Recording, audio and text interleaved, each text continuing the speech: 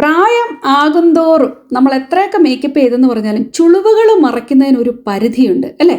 അപ്പോൾ നമുക്ക് ഈസി ആയിട്ട് നമ്മുടെ ചുളിവൊക്കെ ഒന്ന് മറയ്ക്കാൻ വേണ്ടി ഒരു ഐഡിയ ഞാൻ പറഞ്ഞു തരട്ടെ. പ്ലാസ്റ്റിക് സർജറിയുടെ ഒന്നും ആവശ്യമില്ല, വെറും സെക്കൻഡുകൾ മാത്രം. ഓക്കെ, അപ്പോൾ നിങ്ങളൊന്ന് ശ്രദ്ധിച്ചോളൂ കേട്ടോ.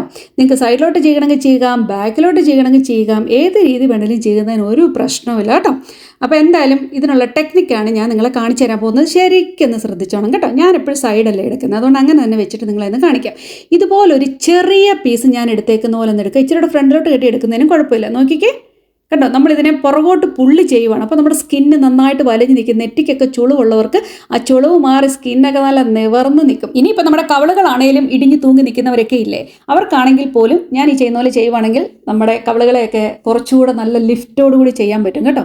ഒരു ബോട്ടോക്സിൻ്റെ ആവശ്യമില്ല, ഒരു ചെറിയ ട്രിക്ക് മാത്രം ഒന്ന് ഉപയോഗിച്ചാൽ മതിയാകും കേട്ടോ. ഈ ഒരു ഭാഗത്തുനിന്ന് വേണം ഒരു ചെറിയ എമൗണ്ട് ഹെയർ എടുക്കുന്നത്. അപ്പോൾ നമ്മുടെ ജോ ലൈനും ഒക്കെ ഒന്ന് വിസിബിൾ ആയിട്ട് കാണുന്നുണ്ടെങ്കിൽ അങ്ങനെ ചെയ്യാൻ പറ്റും. ഇനി പ്രോപ്പറായിട്ട് അങ്ങനെ ചെയ്യുന്നത് നോക്കുള്ളൂ. ആദ്യം ഫ്രണ്ടിൽ നിന്ന് ഇച്ചിരി ഹെയർ എടുത്തിട്ടുണ്ട്, അതുപോലെ തന്നെ ബാക്കിൽ നിന്നും ഇച്ചിരി ഹെയർ എടുത്തിട്ടുണ്ട്. നിങ്ങൾക്ക് കാണാൻ പറ്റുമല്ലോ.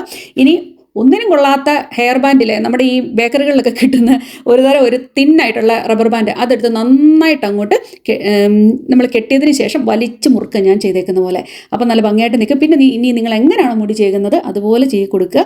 സംഭവം സൂപ്പർ. നെറ്റിയേക്കാലൊക്കെ എടുക്കാനായിട്ട് നിൽക്കുക. ഞാൻ നെറ്റിയിൽ മാത്രമേ ഇപ്പം ചെയ്തിട്ടുള്ളൂ കേട്ടോ. അപ്പോൾ എന്തായാലും ആർക്കെങ്കിലും ചെയ്യണമെന്നുണ്ടെങ്കിൽ ചെയ്ത് നോക്കൂ, എന്നിട്ട് എങ്ങനെയാണെന്ന് പറയണം കേട്ടോ.